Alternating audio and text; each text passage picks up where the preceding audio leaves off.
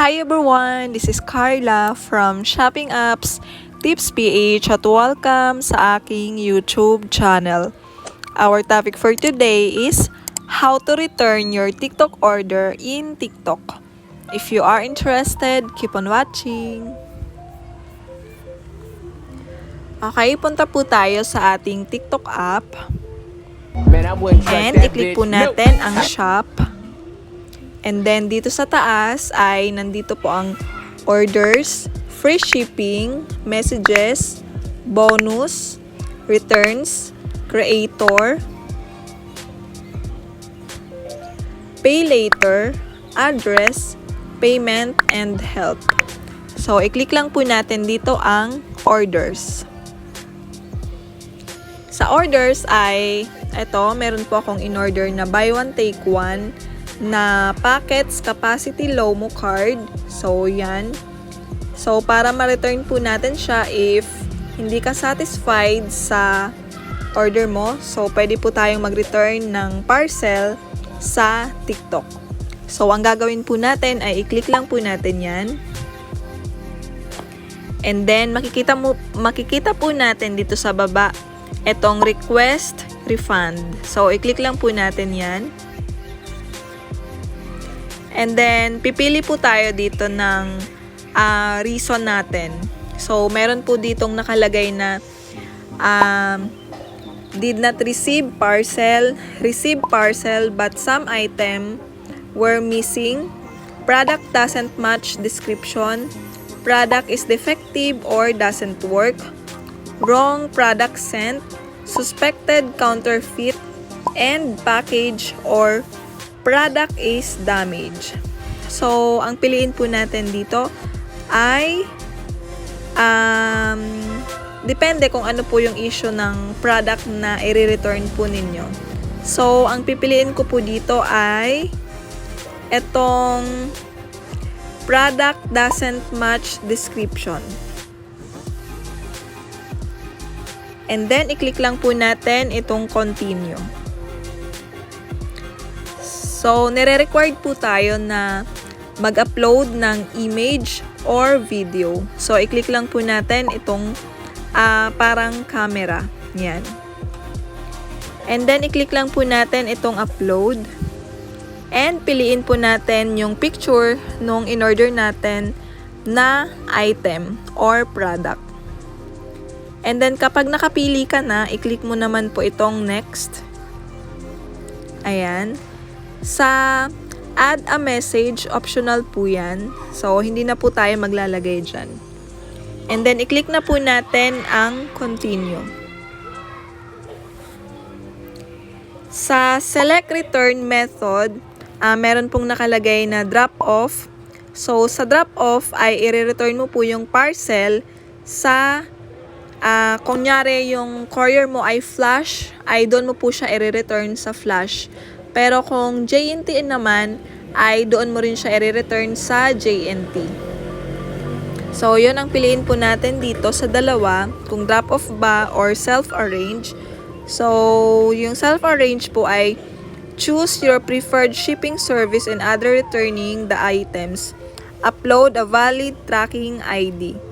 Please pay the return fee in advance and will reimburse you with a coupon once the seller receive your return items. So, mas okay po kapag drop-off kasi free returns lang siya. Yung self-arrange po kasi ay meron siyang payment. Babayaran mo po yung return fee in advance. So, pipiliin po natin dito ang drop-off. Ayan. Sa drop-off ay pipili po tayo ng courier.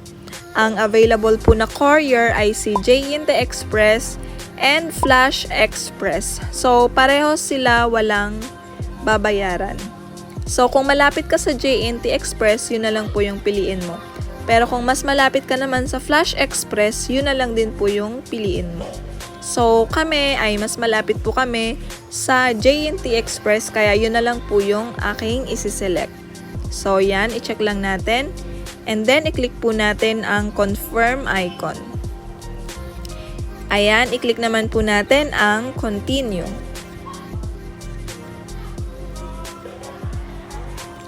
Ayan. Sa refund details, drop off.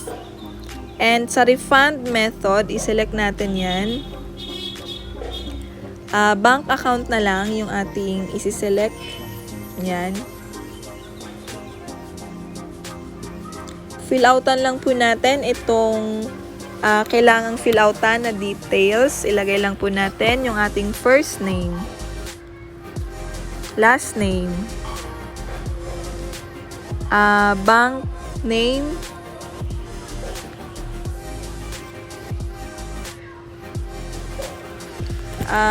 bank account number. Ilagay lang po natin ang ating bank account. So, kunin ko lang po yung aking card kasi hindi ko po kabisado yung aking bank account number.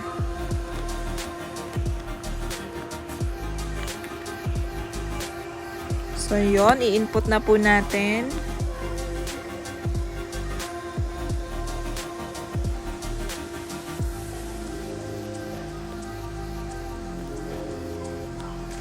Ayan.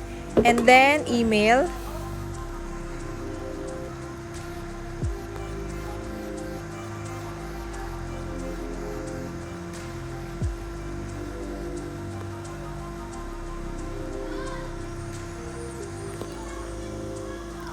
So, yon okay na. I-submit na po natin. And, i-confirm na po natin. So, yung i-refund na amount ay kung magkano yung binayaran nyo doon sa product or item. And then, mare-refund din po pala yung bonus na ginamit nyo or coins. So, yon i-submit na po natin. After your request is approved, bring the item to the drop-off location within 10 days or the return request will be canceled. So, itap lang po natin itong got it.